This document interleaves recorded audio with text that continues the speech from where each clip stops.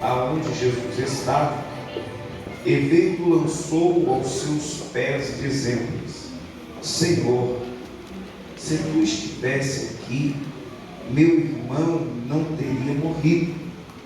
Jesus, pois, quando a viu chorar, e também chorando os judeus que com ela vinha, moveu-se muito em espírito e perturbou-se e disse: Onde o puseste?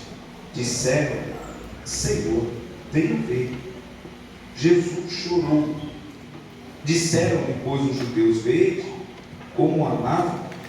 E alguns deles diziam: Não podia ele que abrir os olhos do cego e fazer também como este não morrer-se? Jesus, pois, movendo-se outra vez muito em si mesmo, foi ao sepulcro, e era uma caverna, e tinha uma pedra posta sobre ela. Disse-lhe Jesus: Tirai a pedra. Marta, irmã do defunto, disse: Senhor, já cheira mal, porque já de 4 dias. Disse-lhe Jesus: Não te hei dito que, se creres, verá a glória de Deus? Versículo 45 diz assim: Muitos, pois, dentre os judeus que tinham vindo a Maria, que tinham visto que Jesus fizera, creram nele. Amém. Pode se sentar. Deus abençoe a sua oração. Deus abençoe poderosamente. Meus irmãos, essa passagem é muito conhecida. Acredito eu que nesses dias, esses 3 dias que a pastora falou, acredito que alguém já ministrou sobre ela, ou talvez já foi ouvido, ou visto, ou até mesmo algum de nós, entre nós, já ministrou sobre essa passagem.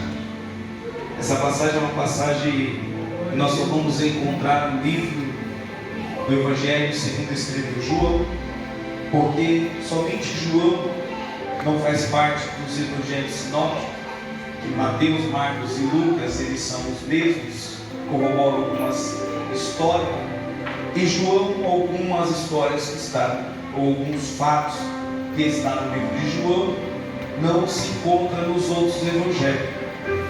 Mas é bem verdade que João ele foi bem explícito em trazer todo o relato do que aconteceu com Lázaro. Nós sabemos muito bem. Sabemos muito bem que Lázaro ele era da cidade de Betânia. Sabemos que Betânia ficava próximo de Jerusalém, de Judá. E Betânia era uma cidade a qual todas as vezes que Jesus ia para lá, ele tinha o prazer de estar na casa de Lázaro. Lázaro, nós sabemos muito bem, a tradução do seu nome significa alegria. Era um homem muito alegre, um homem muito feliz. E Jesus tinha o prazer de estar na casa de Lázaro. Na casa de Lázaro, em Betânia, tinha acontecido muitos feitos, algo muito agradável aos olhos de Deus e também para os povos da cidade ou do bairro ou do vilarejo de Betânia. Porque Betânia, na casa de Lázaro, foi onde Jesus ele recebeu uma unção da própria Maria, aonde ela chorou os seus pés, aonde ela enxugou as lágrimas com o seu cabelo. E toda vez que Jesus ia, eu vou repetir, em Betânia, ele tinha o prazer de estar na casa de Lázaro. Esse acontecimento de Lázaro, ele antecede a entrega de Jesus, que você vai perceber, a Bíblia não está cronologicamente dito, mas ela antecede a busca dos fariseus para tentar o matar depois desse acontecimento. Mas a história que foi relatada, o fato real, porque isso aqui não foi uma parábola, o que aconteceu não foi algo para deixar somente como exemplo, mas foi algo para que Deus viesse mostrar a grandeza que Ele veio realizar na terra. poder que estava sobre ele também na terra e o que ele era capaz de fazer. Mas o que nos chama a atenção é o acontecido no todo, que nós já conhecemos. Só vou narrar para título de conhecimento e para você entender aquilo que Deus tem para nós nessa noite. Nós vamos observar que Jesus ele estava em Betânia, e ele deixou Betânia por causa que o povo de Betânia, os judeus, os fariseus, estavam querendo o matar. Então ele saiu de lá, vamos dizer assim, fugido, com medo que viesse o matar. A Bíblia vai dizer que quando Jesus sai, Lázaro veio adoecer. Lázaro adoeceu. Acredito eu que a sua irmã Maria e Marta olhou o Lázaro doente e falou: bom, vamos dar um remédio, vamos trazer algum diagnóstico para que realmente seja uma enfermidade normal, uma enfermidade comum. E aí eu acredito que ela, observando que o que elas tinham feito, a Bíblia não fala isso, mas só para ilustrar a história, tudo que elas tinham feito ainda nada haveria acontecido, ele não tinha melhorado, não tinha curado, e ela sabia o poder que estava sobre a autoridade de Jesus para curar os enfermos. Então ele sabia também que Jesus era amigo de Lázaro, tinha intimidade, chamou um dos seus servos e falou assim: ó, vai chamar Jesus. Jesus já estava à distância de 2 dias de Betânia. Segundo a história, estavam alguns estádios longe, para nós entendermos melhor. E aí ele foi até Jesus e falou: Jesus, teu amigo Lázaro está doente. E aí ele fala: está doente. Quando está o relatório que ele estava doente, Jesus falou: depois eu vou. E aí deu o recado, ele foi embora, quer contar a história. E aí Jesus agora ele vai tratar o assunto de Lázaro com os discípulos. E aí ele vai falar: Lázaro está doente, mas avisa que essa doença não é para a morte. Pega isso aqui. Essa doença não é para a morte, mas sim para a glória de Deus. E aí os discípulos ficaram tranquilos, porque a doença não era para a morte, era para a glória de Deus. O moço foi dar o recado. O moço volta para dar o recado, dizendo que a doença não era para a morte, mas para a glória. Ele depara com um cenário ao contrário daquilo que ele deixou. Qual é o cenário? Ele saiu, Lázaro estava doente. Quando ele volta, Lázaro já não está mais doente, Lázaro está morto. Mas qual foi a mensagem de Jesus? Essa doença não é para a morte, mas sim para a glória de Deus. Agora passa 2 dias, o moço chega, Jesus começa a conversar com os discípulos, e ele fala assim: ó, Lázaro, vamos visitá-lo, porque carece de nós estarmos lá. Com as minhas palavras, aí os discípulos olham e falam assim: mas por que nós vamos voltar para lá? Eles querem nos matar.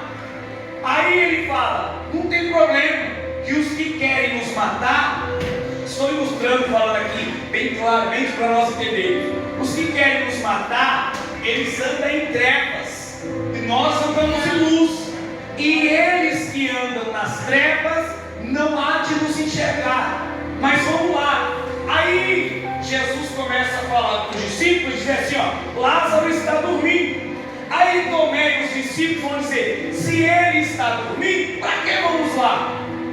Primeiro o Senhor falou que ele está doente, mas essa doença não é para a morte.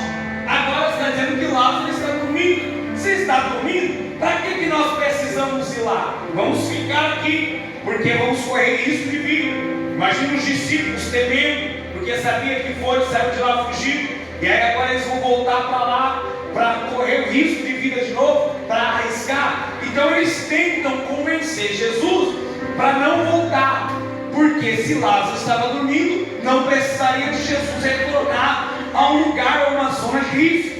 E aí Jesus fala: não, ele não está dormindo e tal. Ele tenta mudar, conversar, mas como ele viu que eles não queriam ir e estavam desacreditados, aí Jesus falou: tudo bem, vai, Lázaro está morto. Aí piorou. Tomé falou: se ele está morto, então para que ir lá mais? Não é necessário. Aí ele falou: carece de nós irmos lá para manifestar, com as minhas palavras, é que vamos lá, porque eles precisam ver o que eu sou capaz de fazer. Agora, o que me chama a atenção no cenário dessa história é como Jesus e Deus trabalham na vida do ser humano e nos ensinando. Porque se Jesus amava Lázaro, isso é história, e nós sabemos muito bem, não precisaria Jesus esperar 2 dias para decidir voltar. Jesus poderia voltar antes e curar Lázaro, e depois retroceder para o seu caminho. O milagre seria o mesmo, porque ele estava doente. Alguém que é curado no momento de uma enfermidade, ele vai testemunhar dos milagres, porque foi notório, porque todos sabiam que ele estava doente. Então se ele chega no cenário onde ele está doente e ele cura, todos vão dizer, ele voltou porque amava e ele tem o poder sobre a enfermidade. Só que o que me chama a atenção, que nesse fato, nessa história, Jesus permitiu chegar até o final. Tem pessoas que Jesus não permite chegar até o final, porque o milagre é o mesmo, impedir o pior ou permitir chegar até o final. Mas por que Jesus permitiu chegar até o final? Para que literalmente, não somente Lázaro, nem Marta, nem Maria acreditaria no que ele era capaz de fazer. Só que dentro do cenário, chegando ao final da história, alguém que ainda estava vivo precisaria aprender algumas lições. Porque é fácil falar, acabou, já era, não tem mais jeito. Mas não acabou, já era, não tem mais jeito, serve para ensinar quem? Se está no caminho de um sucesso, no caminho de uma vida estável, no caminho de uma vida tranquila. Porque morreu, os demais estão bem. Agora já está enterrado, não tem mais o que fazer, vamos continuar a nossa vida. Então, aparentemente, aquilo que aparece, que acabou na vida de outro, e a gente fala, acabou, não tem mais o que fazer, agora vamos só consolar e orar a família que ainda está em vida. Só que olhando para esse cenário, Deus queria ensinar outras pessoas com a história de alguém que tudo já estava no fim. É muito fácil eu ser cristão e ver a história de outro, chorar com o outro, vivenciar com o outro a dificuldade, mas não ter um exemplo de vida para que a minha vida venha estar estabilizada e confiante naquele que fez um milagre ou que permitiu uma situação na vida do outro. Uma coisa é, me perdoa o que eu vou dizer, uma coisa é você saber da vida do próximo para divulgar a destruição.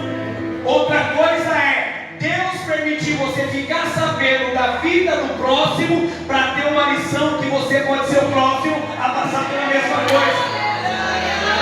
Então é muito fácil eu olhar, apontar e julgar. Outra coisa é eu viver aquilo que o outro viveu na pele para não ter poder de apontar o que está acontecendo.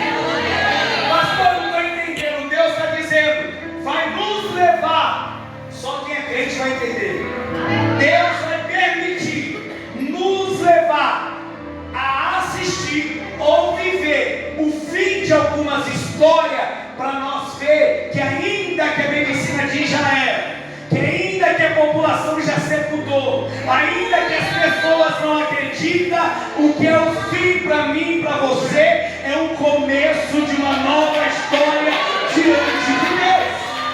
Eu vou profetizar porque Deus está dizendo, o meu coração já inchou, e eu vou dizer que Deus não está encerrando uma história, Ele está permitindo acabar uma para começar uma nova história na sua vida.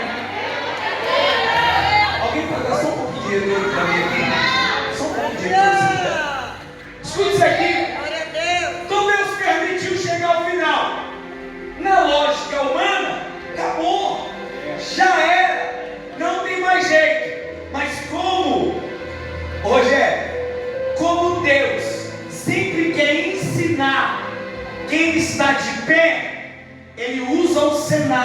triste para mostrar que Ele ainda é Deus da alegria. Escute isso aqui. Aí ele pega e volta. Só que primeiro ele quer ensinar quem? Tomé. Porque andar com Jesus e não acreditar na capacidade que Jesus tem de fazer e de realizar é andar à toa. Eu vou repetir isso aqui. Andar com Jesus, ver Ele fazer milagre, ver Ele curando, ver Ele protegendo, mas no momento da dificuldade, as minhas pernas vão bem, o meu coração trepida e a minha fé abala, eu estou andando à toa. Aí como Deus observa que quem anda com Ele à toa precisa ter uma firmeza maior, Ele te leva você numa zona de risco para mostrar que Ele é Deus sobre a tua vida. Ele não te leva para a zona de risco para judiar, para castigar, para dizer que você não é capaz. Ele leva você para uma zona de risco para dizer: você está pronta, você é capaz, e do meu lado vai ser mais forte, e a grandeza que eu vou fazer na tua vida. Escuta aqui. Aí Jesus, Ele permite. Agora Ele quer ensinar Tomé. Como que é ensinar Tomé? Levar Tomé para a zona de risco. Não se preocupa se Deus levar você para situações difíceis, de medo e de terror, porque é aí que Deus quer te ensinar. Escute aqui. Agora Ele leva Tomé. Tomé também é assim, com medo. Os discípulos então vão morrer, porque é fácil você ser amigo na hora que está tudo bem, andar do lado na hora que está tudo certo, mas na hora que é para correr risco, tem alguns que falam: melhor não ir, vai você depois me manda notícia. Mas quem anda na comunhão e Deus tem um propósito, querendo ou não, ele vai ter que ir. Você que é chato, mas me ajuda a pregar. Na hora da pizza, você quer sentar do meu lado? Diga. Na hora da pizza, você quer sentar do meu lado? Fala. Mas na hora do arroz com ovo, você vai ter que sentar também. Porque aonde Deus vai me levar, Ele vai te levar também. Aonde Deus vai me exaltar, Ele vai te exaltar também. Mas aonde Deus quer me colocar na prova, tu vai viver comigo do meu lado. Se você acredita nisso, glorifica e aplauda o Senhor.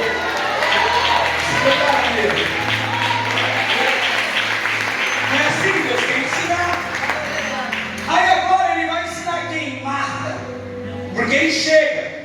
E aí Marta, ela chega: Jesus, se tivesse chegado antes, o teu amigo, não é nem mais irmão, o teu amigo não teria morrido. Foi assim que ela falou, sim ou não?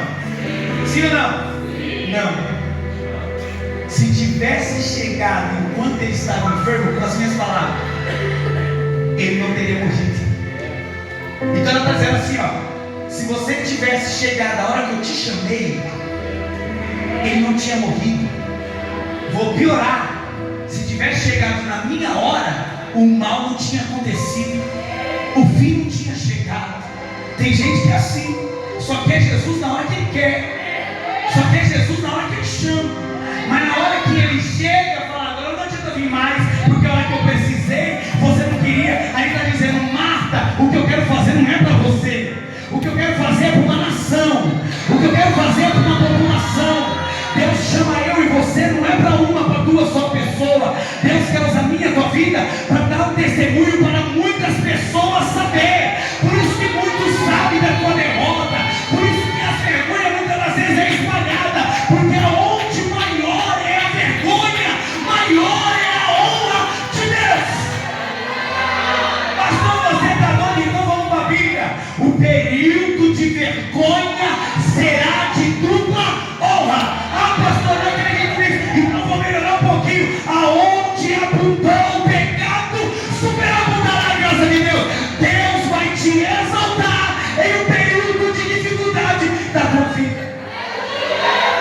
Escuta aqui. Aí ele chega. Aí Marta, se tivesse aqui, teria morrido. Aí fala: cadê Maria? Ficou sentada, chama ela. Maria chega. Olha a diferença. Quando Maria chega, você já sabe disso, ela se prostra. Aí alguém vai dizer: Jesus só ressuscitou Lázaro porque Maria se prostrou e adorou. não. Sabe por que Maria se prostrou e adorou? Porque ela entendia a grandeza do Deus que estava diante dela. É diferente de Marta. Eu sei que se ele viesse no meu tempo, que eu chamei, as coisas aconteciam. Agora Maria, ela não estava preocupada com o tempo dela. Ela observou que quem estava diante dela era maior do que tudo.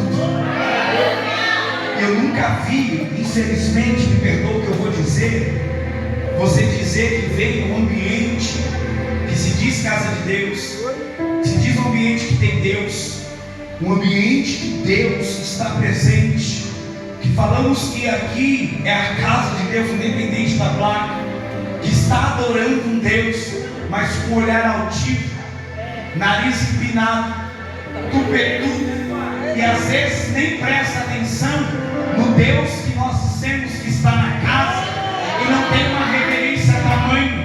É uma preocupação com o horário do culto. Eu vou falar, é uma preocupação que está louvando muito, é uma preocupação que não acaba para eu ir embora, é uma preocupação que é muito grito, é uma preocupação que fala demais, é uma preocupação que só pede isso, só pede aquilo.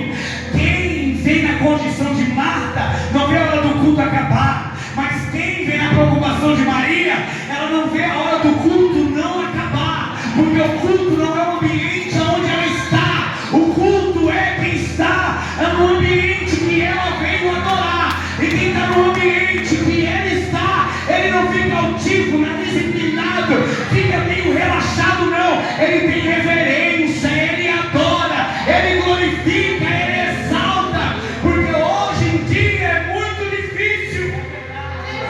As pessoas só adoram se tiver um louvor que te arrepia. As pessoas só adoram se tiver a chave da vitória e a casa da vitória. A pessoa só adora se ela está bem. Ela só adora se a palavra for agradável e o hino for agradável. E se a banda não tiver, ai, o culto é chato. Tem pessoas que esperam o soar da bateria, tem pessoas que esperam uma voz bonita, tem pessoas que esperam uma guitarra afinada, um ministério de louvor adorando para ela adorar. Essa pessoa não entende o que é adoração. Eu não preciso de um toque de um pandeiro, de um batido de uma bateria para adorar a Deus. Eu adoro quando eu acordo, eu adoro quando eu vou tomar banho, eu adoro quando eu ando na rua, eu adoro no meu carro, e quando eu chego na igreja, eu só agradeço a Ele pelo aquilo que Ele já fez. Deixa eu ver se tem alguém aqui assim. Adorar é diferente de cantar. Adorar é diferente de ter uma voz bonita. Eu não sou contra, tem que ter e fazer o melhor. Adorar é de dentro para fora. Adorar não é pelaquilo que Ele é capaz de fazer, mas pelaquilo que Ele é. Marta não adorou porque Ele não fez o que ela quis. Maria adorou pelaquilo que Ele é.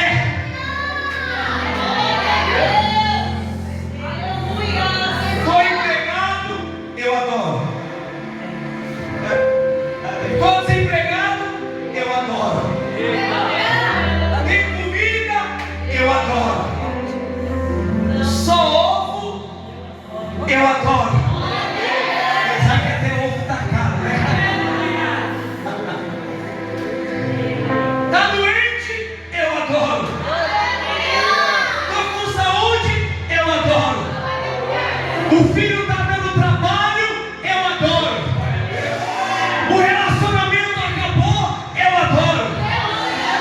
Tá tudo indo de mal a pior, eu adoro. Por quê? Porque eu entendo que eu só venço uma batalha com Deus adorando. Adorando. Deixa eu ver se chegou alguém aqui que gosta de adorar.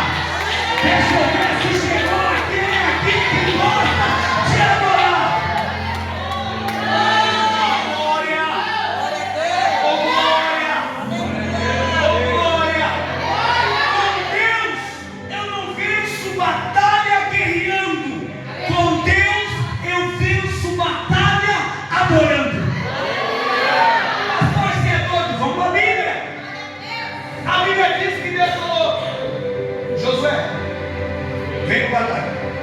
Perdão.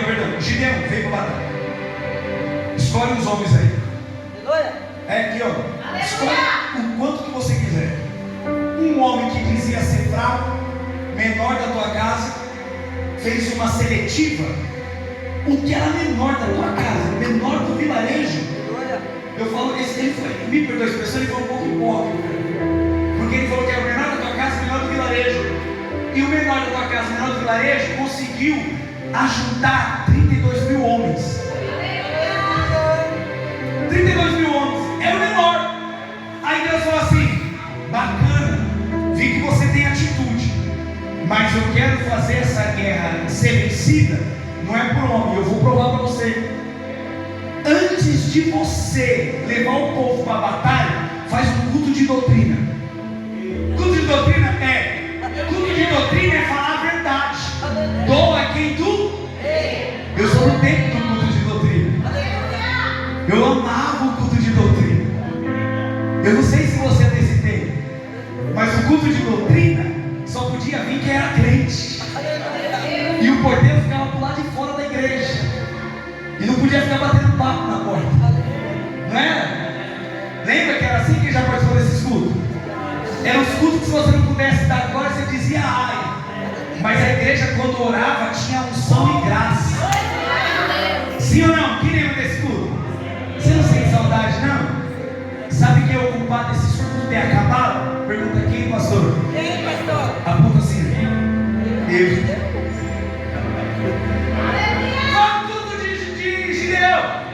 Covarde e medrosos, volte. Quantos foram embora? 22 mil. Ó, isso faz uma igreja, né? Olha, mas tem 10 mil, tá bem pra cima. Vamos com os 10. Gideão, vamos ver se esse povo está com você e atento. Como? Vai beber água. Os que pegar água, levar a boca, é esse que eu estou separando. Os que beberam, lamber água que nem cachorro, manda embora. Só 300 levaram a água na boca. Eu imagino o Gideão falando: Deus, o Senhor equivocou em me chamar. De 32 mil está 1%, ou menos de 1%. É impossível vencer.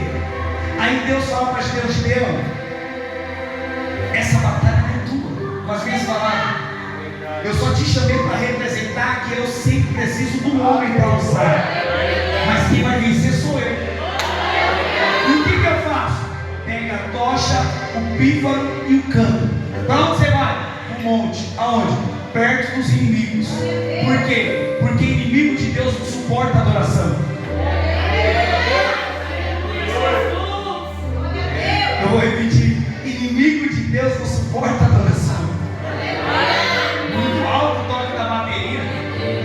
Muito alta a voz do microfone. Muito alto